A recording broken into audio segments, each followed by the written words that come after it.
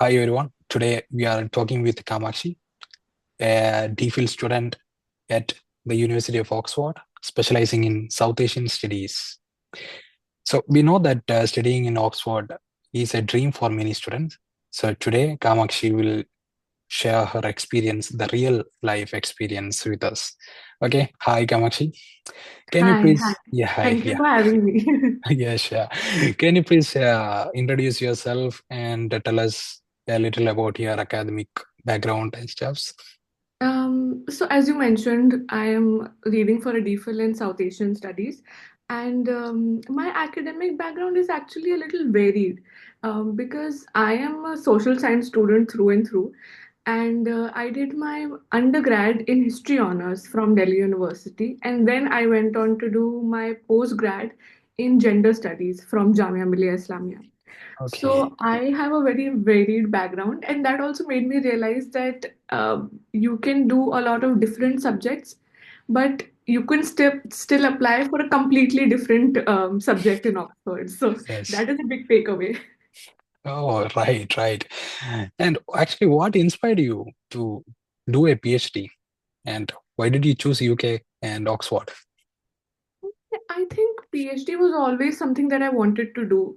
I wanted to be in research from a very I wouldn't say early age, but I think that was something, the idea of studying for the rest of my life and being paid for it made me very happy. Oh, So that was one of the reasons. Um, I think I chose UK because, frankly, it is a system that is quite similar to ours, at least in India. And I didn't want to have to go through the language barriers that you go through in Europe. Plus, of course, we already know that the situation in the US is quite precarious. So I didn't want to go there at all. So my options were very limited. I did speak to a lot of professors in Europe just for them to read my proposal and let me know how it is. And it is only after that I applied to the UK. And in UK also, I applied only to three colleges. I applied to Oxford, I applied to University of Cambridge, and I applied to London School of Economics. So, okay. and I got into all three, but I applied for different subjects. So it was, I think one was a master's in research, similar to an MPhil. In Cambridge, it was actually an MPhil, and with Oxford, it was a PhD. Okay. So what is the name DPhil? I never heard because so we are PhD students, so we never say that yeah, it's DPhil or something like that. So what is the Yeah. name actually, DPhil? DPhil is the same as PhD. It's Doctor of Philosophy. Okay. But for Oxford, they do a lot of things very differently and sometimes for no reason at all. So this is one of those no reasons because they feel like it is more logical to call the next degree after MPhil to be DPhil. Why would you call a degree PhD when the previous degree was Masters of Philosophy? So that was MPhil. If this Yeah. is Doctor of Philosophy, it should be called DPhil. So in DPhil. their logical reasoning, they're right. But yeah, they just like to do some things differently. Right, right, right. So can you explain a little more about what was the process of applying PhD at Oxford? Um, I think my process, frankly, started like I first thought about starting this process of studying abroad last year, June. So that is not a lot of time to prepare. But I was already looking at PhD opportunities, so that was kind of easier for me. For Oxford and for Cambridge, the forms release in September, and you have around 3 to 4 months to submit your application. So I actually started cold emailing a lot of professors in the department. But the one thing is that if you are cold emailing a professor, you have to be cautious that your research aligns with their research and their research aligns with the overall arching theme that you want to pursue in your life. So that is something to be looked at when I approached the professors. I got almost all of my responses were positive, even from the professors that I spoke to in Europe, but I just did not want to go there. Even with Oxford, I think a lot of people think that you need to know someone to get in, which is partially true, but only in some of the courses, right? For me, you had to contact your potential supervisor, and they should be willing enough to support your project. But in Oxford, there are other courses like economics, where it is considered to be a bad academic practice to approach anyone in the department when your application is being assessed. So it depends also on the course that you are pursuing. So for me, I had two professors from two different departments who were willing to support my project. So I applied to a PhD in both. The departments in South Asian Studies and in the Oxford Internet Institute. But the good thing is that my professor is an associate professor for both the departments. So I get the best of both worlds in that sense. I started this process of contacting supervisors actually quite late in September. And I got confirmation from the supervisors in end of October. And then I think I had a lot of people read my SOP, because I think personal statements make or break your application. There have to be people who are reading your work, and these people need to be from a variety of backgrounds. You cannot have a person who's in academia reading your paper, and then all of your other people are also people from academia or people from the same subject that you're applying in. Get somebody from science to read your paper. Get somebody who's never spoken about research, or who's never done research read your paper, because that way you get an opinion from a variety of people. And if there is one opinion or one criticism that is coming from a lot of people, that means you might think about incorporating that or changing that in your SOP and in your research proposal. But I think the most important thing, at least, um, uh, and also let me say this, that you do not need publications to get into Oxford. Okay. First and foremost, it's considered that, of course, publications are always good to have, no doubt about that, but you need to show your potential to do research. You're coming to Oxford, they know that you're coming to Oxford to learn how to do research. If you're already somebody who knows how to do a research, that is great, but even if you don't, this is a learning curve for you. So if you don't have publications, that is okay. You can always have blogs that you post on, research blogs, or you can have conferences at which you've presented, or you have your own personal passion project that you're working on, and that is recognized by some institute, or somebody is willing to fund you for that. Basically, they want to see that you have the capability and the passion to do research, and that somebody is willing to invest in you, because in the end they are going to want to give you funding if you are to be here. So that is one thing that I wanted to clear out. Other than that, we have three academic references.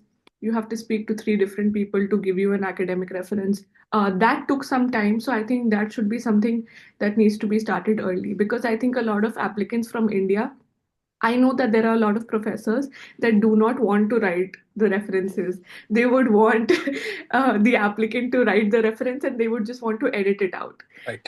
So even for that, you need to make all three references sound like it's written by three different people. And that is always difficult. So take your time, get that revised. And in the end, I think just proofread all of your documents. Even after I submitted my document to Oxford, the first line of my research proposal was missing a comma. So, so that's okay. And that also tells you that even universities like Oxford are going to forgive such grammatical mistakes, albeit only one or two, if you're good enough in your research and if your personality shines through your application. So it's not about being perfect, it's just about having a very comprehensive personality. So my experience overall was quite good. In the end, I did have some issues with the Oxford system as well, the application system. And I contacted them, and I got an automated mail saying that the reply time is average 3 days, and my application was due the next day. but they replied to me within 6 hours. So I think even the universities there are willing to go the extra mile for you. So I don't think people are going to have that kind of an issue in the application process that you would ideally have in India, because I know that in India you have a lot of systematic errors, you have a lot of infrastructural problems, but I don't think I faced any of that. Right.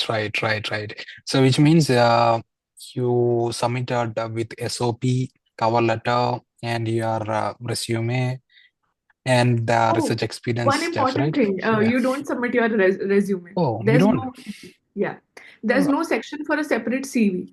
They will ask you very specific questions about your research skills, about your language skills, about your project management, about any co-curriculars activities that you've taken, any jobs you've had. You just have to answer those questions. So you need your CV with you to yeah. answer those questions holistically. But if you put in your CV where they have not asked you to, they will reject your application.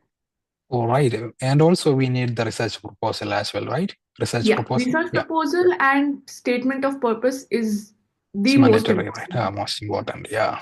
Yeah. And Okay. also, you would also need your writing sample. They Writing would also sample ask for a means writing some sample. report or something like that.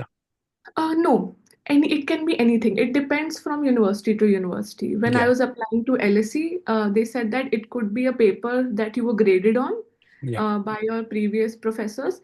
For Oxford, they said that it could either be a published paper, or it could be a paper that you presented at a conference, or it could just be an opinion piece. But it Right. should be an academic essay.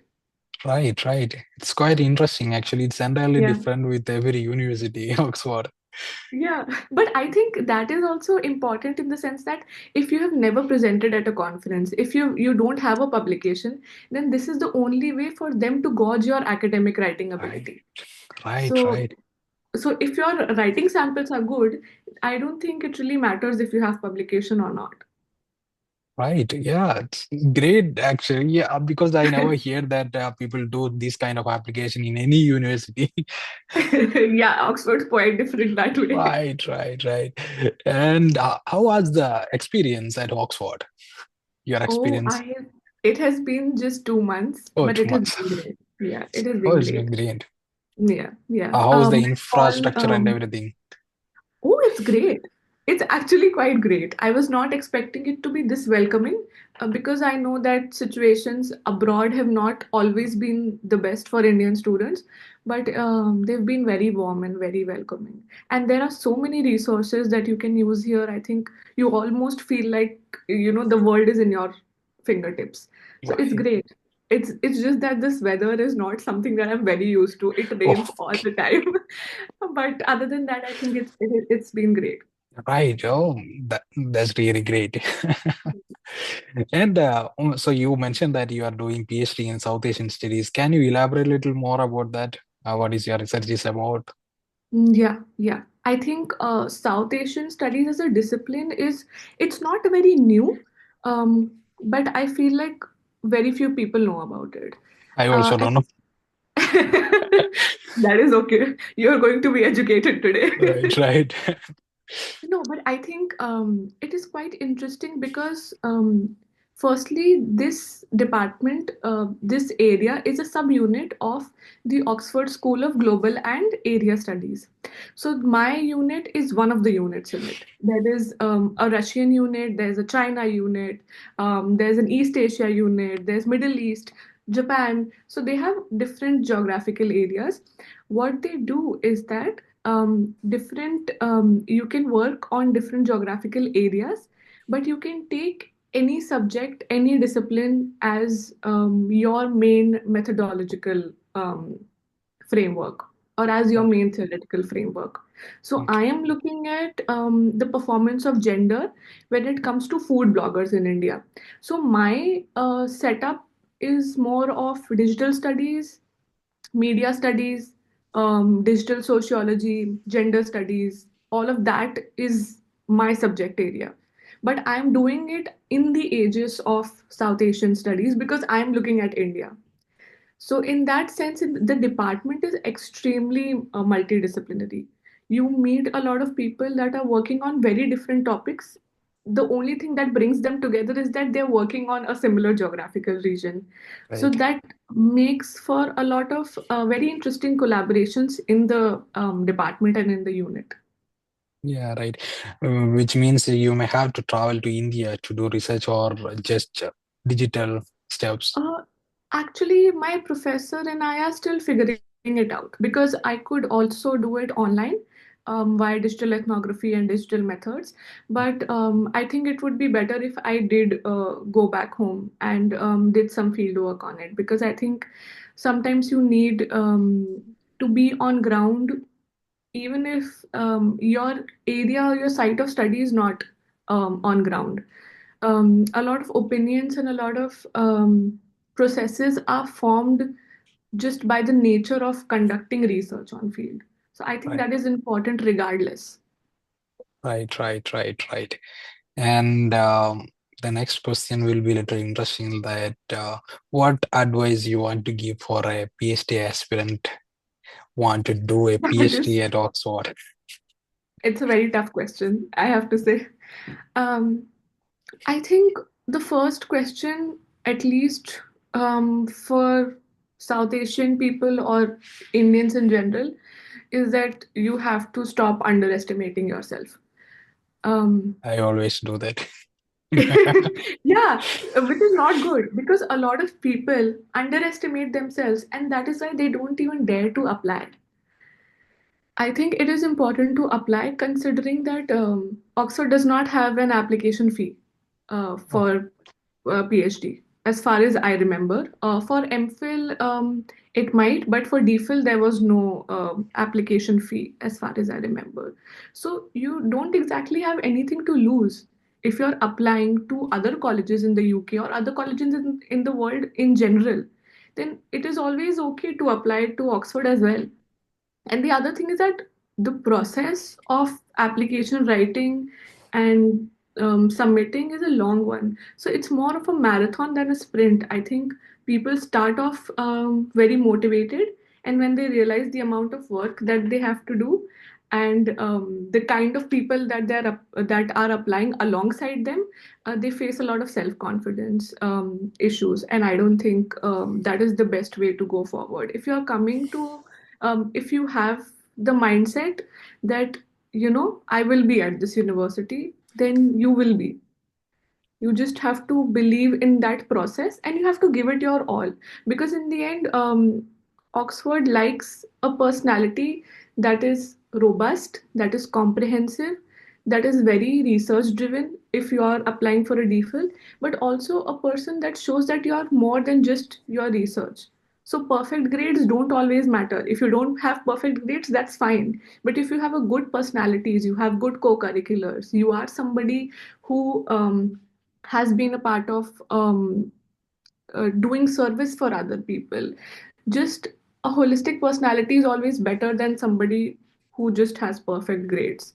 So it's okay if you don't have perfect grades, or if you don't know somebody from Oxford. Now you do, but if you didn't know somebody from Oxford, so I think it'll work out.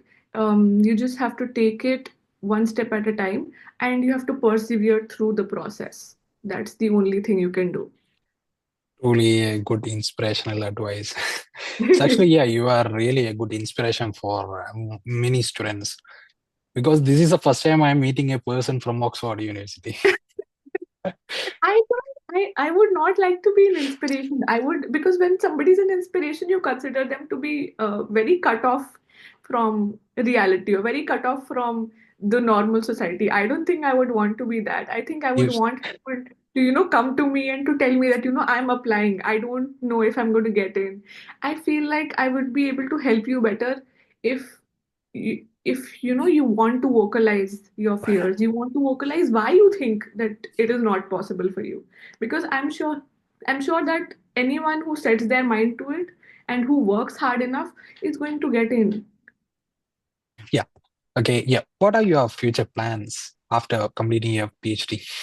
Um, right now, I have 3 to 4 years to kind of figure it out in the complete sense, but I would like to remain in academia and I would want to pursue teaching. I would want to pursue professorship because I know that the area that I'm studying, that is digital South Asian studies, it's not very developed and it's still in a very, very nascent stage.